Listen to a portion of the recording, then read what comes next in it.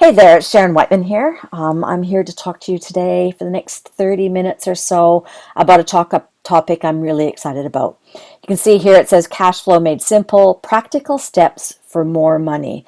Now, who wouldn't enjoy more money coming into your life? I've got a colleague who says that all the time. She says, I've never met anybody who doesn't want more money in their life. Why not just take a look at it? I'm representing today a group of business coaches, Kelly, Diana, and myself. We're really excited to present this information to you, to offer it for your review and your education. It will enrich your life. Also like to acknowledge our field partners who might have invited you here today. Please take away this information and really put it to great use. So what we'll be talking about is money today and our education about money in general. Finance for women, millennials, and retirees. We'll be highlighting those groups in particular. Looking at your personal situation, having a little bird's eye view for yourself. The choices, the myths, the facts, the pros, and the cons about money. What our recommendations would be in brief, and what we're doing, a little snapshot. Now, what this won't be about, it's not any pressure or perception at all that there's one right way for everyone or that we have all the answers. Experience shows us, though, that everyone loves this information and leaves inspired and awakened and armed for your right next step of action in your situation.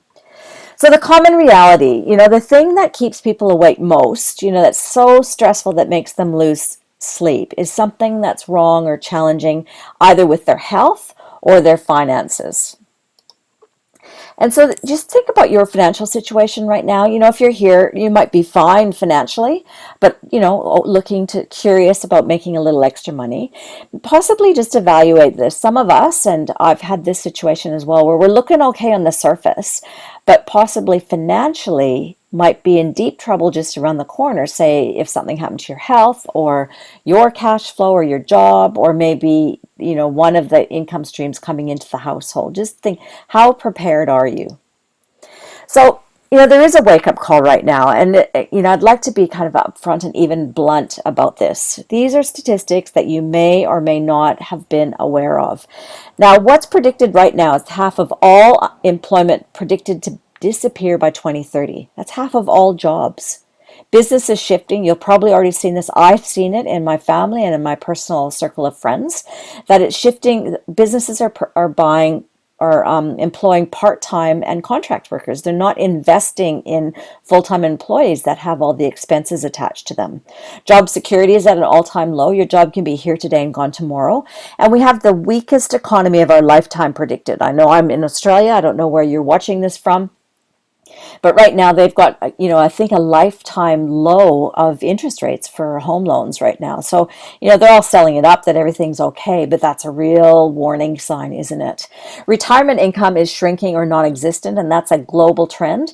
Increasing number of people are disenchanted with their careers. We're talking about money here, but what about being connected to the mission or the vision of what you do, or loving what you do, or feeling like you're really impacting or making a positive social impact globally? Each one of us are the architect of our life, and contrary to what you might have been taught, you can change it. You can make a different choice, and there's some great options or great food for thought in this little presentation. So look at your situation.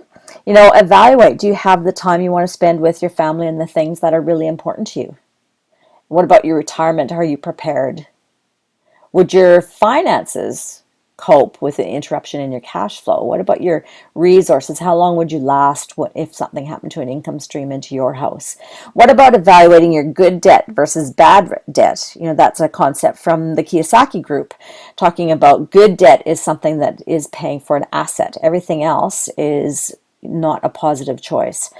What about, are you doing what you love? And do you consider, from your perspective, this is going to be different for each of us, do you consider yourself financially secure? So talking financial wellness, Robert and Kim Kiyosaki are two educators that have really impacted me over the time. I worked with them for about a decade in the 90s and into the early 2000s. And their education that really stuck with me all those years is that the financial rule book has changed. If your financial security is important to you, it's really important to expand your knowledge base beyond what you learned from your parents, your family, and your school. From their teaching, financial freedom is when your passive income exceeds your outgoings of what your expenses are in your life, and we'll explain a bit more about that shortly.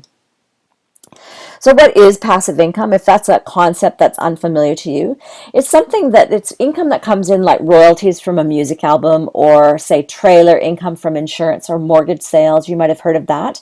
This income comes in relative to your original effort and comes in regularly whether you're working or not. So you do put work into the sale, and you will put work in maintaining that relationship, but it's income coming ultimately potentially 24/7 even while you're sleeping. This most important takeaway thing from this 30 minutes is residual income like this will underpin the household financial security for you.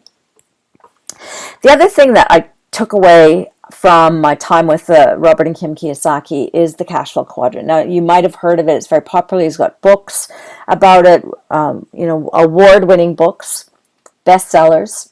And in a nutshell, very simplified, he talks about the quadrants to analyze your cash flow. And it's really important to understand them. On the left side of the quadrant, you'll see here, E and S, they're employees or self-employed. Both of those cash flow types are trading time for money. So you get that, obviously that's true for employee, but self-employed, they'd be people like small business or even lawyers or doctors.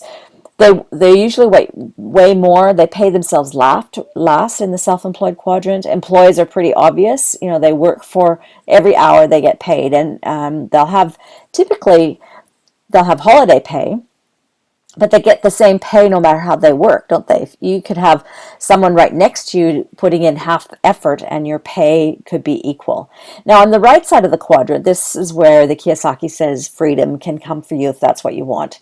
So when they're talking here for B quadrant, that's a big business owner. That's where, probably 500 employees or more, you could leave that business for a year and it would thrive and still bring you in money. These people usually become investors and use some of that money to be in the investor quadrant, and ultimately an investor make their money work for them. Now, the interesting part about this concept is that 80% of people are on the left side of the quadrant and only 20 on the right. But that 20% on the right, some people quote 10%, but that 20% of people globally on the right control 90% of the global cash flow. 80% of people, these are the left-hand side of the quadrant, they're only having access to 10% of global financial resources. It's a bit shocking, isn't it? So we also want to touch specifically on the challenges for women in cash flow and also the potential for women in cash flow. So this is a quote from Kim Kiyosaki. The next economic boom will not be from the internet, nor China, nor India, but from empowering women. And we say specifically empowering women in business. Women are expected to be the next global growth engine. That's Forbes. And there's more and more predictions globally, especially in third world countries, where women are the future of financial security, bringing that workforce, or that group of our society into the workforce. So about women and money, some of these are a bit funny. Stayed in that, if you think about women, if you're not a woman, someone possibly, have stayed in bad relationships for money, possibly let the financial decisions left them to men, or feeling that they're not good enough in that arena, thinking that possibly we're not smart enough with money, so you stay passive in money management areas, choosing jobs or careers for child rearing flexibility or for a husband's career rather than our satisfaction or income potential, and sometimes choosing security over money. Again, that lack of confidence, they would just stay with what is easy or safe. Anybody here been well known for shopping? Been worried that you can't be spiritual and wealthy? I mean, that's another dynamic, isn't it? I think typically we've been taught that you can be either spiritual or wealthy. And beyond spiritual or wealthy, there's some shocking statistics for women and their finances. Now, 47% of women over 50 are single. They have lower retirement income than that of men because a woman is away from the workforce an average of 14.7 years as compared to 1.6 years for men. So they're not having that opportunity to accrue a financial stable foundation. 50% of marriages end in divorce, and in that first year after a divorce, a woman's standard of living drops an average of 45%.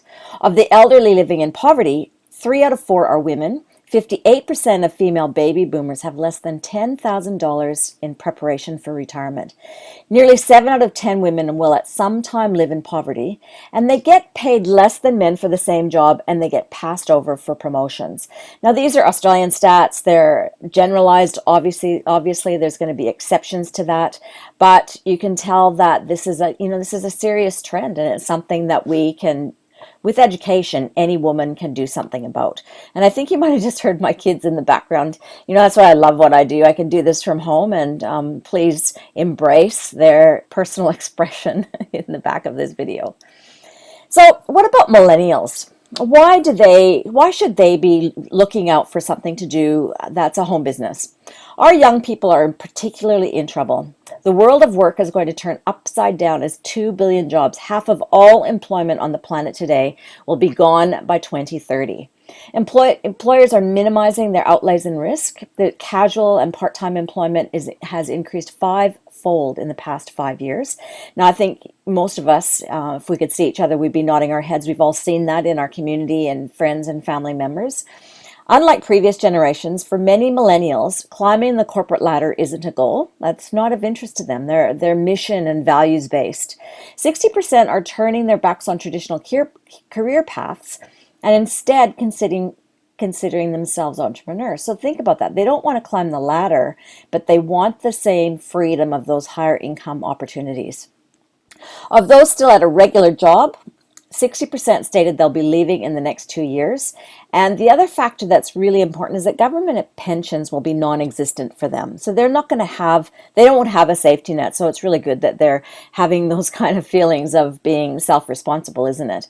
Now, this is just a quote from a financial consultant. This is Australian federal budget in 2014. Aged pension changes mean Australians must take control of their financial futures earlier.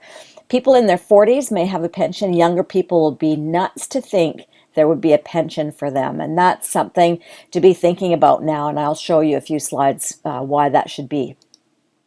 And millennials, like we just quoted, they're ready. They have no trouble in just going for what they want.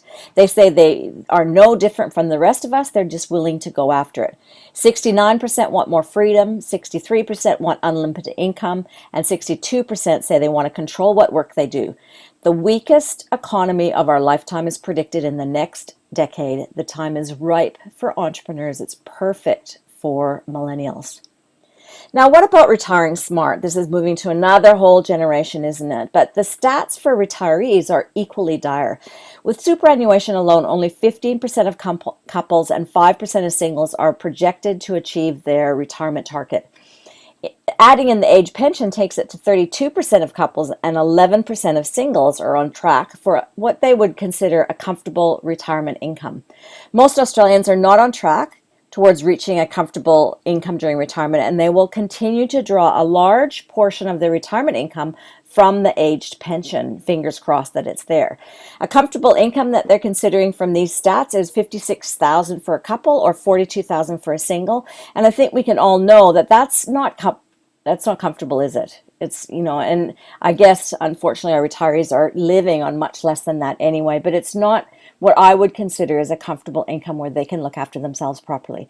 96% of single people and 89% of couples aged 40 to 64 today are expecting to receive at least a partial aged pension at some time during retirement. And again, fingers crossed for that as well. So how about just taking a moment to reflect on your situation? I've called this the ticking financial time bomb, but it's also a timeline. This is just giving you a little snapshot of what you'd need to be saving monthly to achieve an income of $78,000 per year at retirement. So in other words, you need to, at today's interest rates, you'd need $2.6 million in the bank saved in order to retire with interest, dividends at $78,000 per year. So if you're retiring in 6 months, I think it might be called a time bomb, because you need to be saving 330,000 a month. But even if you've got 24 years, so that's 12 paychecks a year times 24, you need to be saving 3,600 a month. So this is something to be seriously looking at now. And I think we're not been educated to look at it this way. We're educated to get a good job and we'll be looked after, but so many people are waking up shocked. So if this is making sense to you, some of these, they're dire warnings. It's kind of the bad news, but the good news is that with that education, you can take action and make a difference with it. So this is Robert and Kim Kiyosaki. They're a couple that I had the great privilege to work alongside for about a decade. And I learned a lot from that time in working with them and their team of educators and, the team that promoted them as well. If you want to change your financial situation, educate yourself beyond what you learned at home or in school, and then take action with that knowledge. So the three main ways to change your financial situation are shares or stocks, real estate, or business. And let's take a quick look at each one of those options. So first, the share market. It's obviously a powerful choice. We're not here to recommend against anyone. We're just we're going to take a snapshot at what might be the least risky, or I'm fairly risk averse. So I made my decisions based on what was least risky for us. So getting involved in the share market needs significant capital and significant skill development for success. There are some free courses out there, but it's often, software development and investment and looking to thousands of dollars, and really to be competent, several $1,000s, and you might need some coaching and mentoring along the way, and that's all paid for. So for just one rough example, if you'd like about $50,000 annual in dividends, then you need approximately $1 million invested in shares. So the other thing is that, as you would have seen with the global financial crisis, in these uncertain times, capital can decrease dramatically. And we have so many people looking at how they can replace 20 or 30 or 50 grand annual income because they've lost so much of their capital investment. Real estate is the next one that's very common. So again, it's a long-standing, strong strategy. It needs significant investment and skill development for success. There are some no money down. It's pretty rare now, but you can get in there. But for the most part, most financial advisors will say those days are gone. The other thing is I've got a friend that's works in the industry, and he says that the banking environment is changing almost every day. Even day to day, even cashed up people are having difficulty getting finance. So again, nothing wrong having real estate investment, but if you're just starting out in something and you don't have the education, there's a lot of skill development needed, and again, that capital investment. And therefore, if you're putting capital investment in, there's risk, isn't there? The other way to change your financial situation is through business. Now, let's first look at, say, a traditional business. So that would be a startup one, or purchase one, or possibly a franchise might be right for you. So all of them, again, need significant investment and significant skill development for success. So to start your own business, again, nothing wrong with it. If you've got a passion or a skill or a niche or a vision, just go for it. But make sure you get coaching and support. Small businesses usually stay in the S quadrant. There's not usually any leverage in the small business. The overheads are high. In a business, you pay everyone else first, including all the expenses, and then you get what's left over. And obviously, there's significant risks from the challenges with staffing and holiday pay and super, etc. So, there is a very high failure rate in the first 5 years. About 80 to 90%, depending on who you listen to, fail of small businesses. Now, franchises probably a little bit less risky, but still quite a lot. $10,000 to $1 million investment. Often people are mortgaging their house in order to do that, and it's hit and miss as to the support you get. So you have to be pretty careful as to whether your franchisee, the franchisor, is, the relationship between those two is solid, and whether there's marketing and coaching and mentoring support, and ethics is sometimes comes into play there. So let's take a look at another choice, and it's a choice that the experts are recommending. Network marketing, I'm not sure if you've heard of it, but it's really great to examine it. Just look at the core and the structure of it. So you can see on the top line there, that's a traditional distribution model. There's the manufacturer that goes to the middleman, that goes to the retailer, and then that goes to you as the end user, the end customer. The only difference between network marketing and a traditional business is the distribution method. So this goes from the manufacturer to you, to your social network. So you've got one company and they do all the high-end glossy stuff, the product development, usually the legal side of things, and some level of the glossy professional marketing. And your job is to pass that information on. So ultimately, basically, it's just a redirection of how it's distributed and the way the money is paid for. So instead of having to spend money on the middleman and the retailer, that income, that revenue sharing reward system goes directly to you for putting the action in.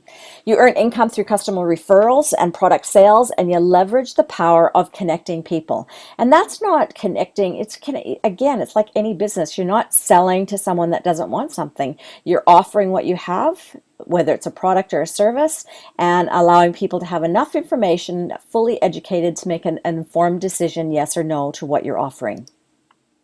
So, and the experts, the business experts. So again, so if you've had a less than positive idea about network marketing, or someone you know has, or you've had a bad experience, I think it's really good to stand back and take a look at what the experts are saying. Experts like Robert Kiyosaki and Richard Trump, we'll show you in a second, they're just saying that it is the business of the 21st century. It is the way to go forward. Facts versus fiction in regards to networking. Well, let's dispel a few of the myths.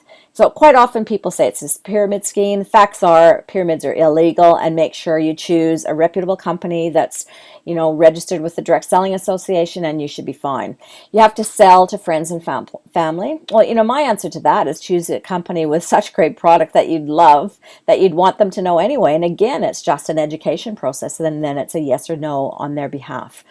Only people at the top make money. Modern plans support and compensate effort, equitable rewards for effort. And I would go even further to say is that the model that has only the people at the top making money is the standard business model. So there's no way, if you're in a regular company as an employee, that you can ever move up the ladder and ever make more than the owner of the company. Whereas in network marketing, you can, should you come in and put in more effort or have more skills or have a lucky break or whatever. Modern plans reward effort.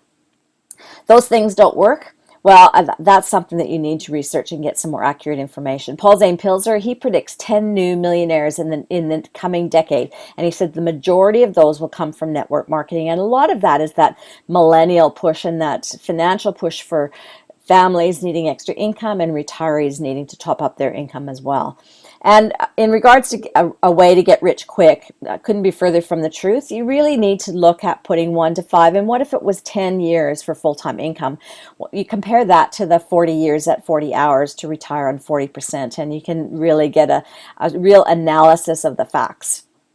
Again, don't take my word for it, but take a look at this. This is Robert and Kim Kiyosaki, Warren Buffett, Donald Trump, and Richard Branson. And they're all either purchasing or recommending network marketing companies.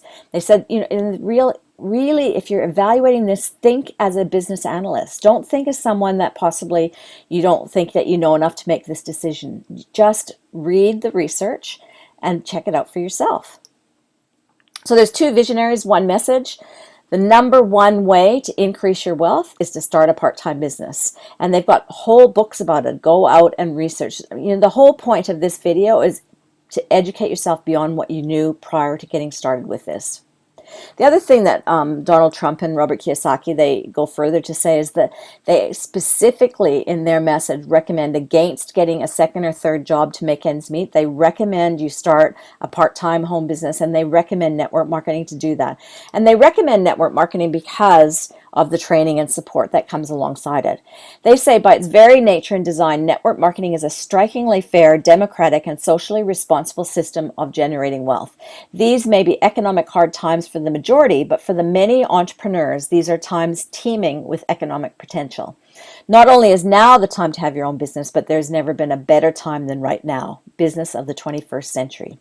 So having said all that, not all network marketing companies, the same as any other type of business, are painted with the same brush. And they don't all fit every single person. So, you need to really know what's right for you from a values perspective. You need to like the product, but you also need to do a checklist on the company itself. So you want to know, is the company a product leader? Are the products cutting edge, unique, and protected, whether that's a service or a product? And again, if it's a product company, is it consumable? Is it something that will be ordered on a regular basis? Is there science to validate the products? What about a long-term growth market? Plans for market expansion. You don't want to get into something that's shrinking. Who is the company? Is it strong and stable? And will it create passive or residual income? That's the money that comes in 24/7. It's the money that comes in from that very first effort and last ongoing. It should pay you 44% above. That's the modern plans. You should be looking for that as a benchmark. Is it socially responsible and fair? And can you, from your ethical perspective, can you back it? Can you put your reputation behind the company you're partnering with? And then you also need to check out training programs, but most of them in the modern world have very strong training programs. And so the next step is to take a look at you. Is what you're doing now going to be getting you where you want to be in 5 years' time? And for each of us, our goals would be different, wouldn't we? Is it a family goal? Do you have everything you want? Maybe it's holidays, maybe it's a new car. How about the right school? What about fulfilling your heart's desires and dreams? I know that sounds sort of woo-woo, but what would make your life perfect right now? What about, for so many people, countless people, matter of fact, probably almost everyone would need to be thinking now to secure their retirement finances. And what about a life of significance? I haven't touched on that in this talk, but so many people are sitting at a job or connected with a career that they're not connected in their heart with, and they'd really like to be, doing more and making a difference on the planet. So, it's all about you. Your needs are unique. What's your desire, what's pulling you forward is unique. But I can tell you that you can move forward and make that extra 10,000 a year or 20,000 a year or full-time income or something even more dramatic. You can do it. So I love this quote. My poor dad often said, I'd rather be happy than rich. And my rich dad said, why not be both? So throw away those old beliefs, those old constraints that society has put on us, and go forward striving for what you really want. You can do it. Change is mandatory for extraordinary results.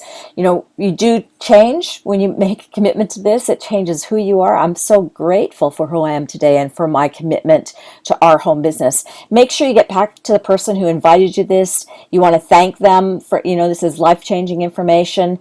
Ask questions, get started. This is, just a step of review. And after that, we can assist you in answering your questions and determining what's right for you. Thanks for being here, and thanks for listening.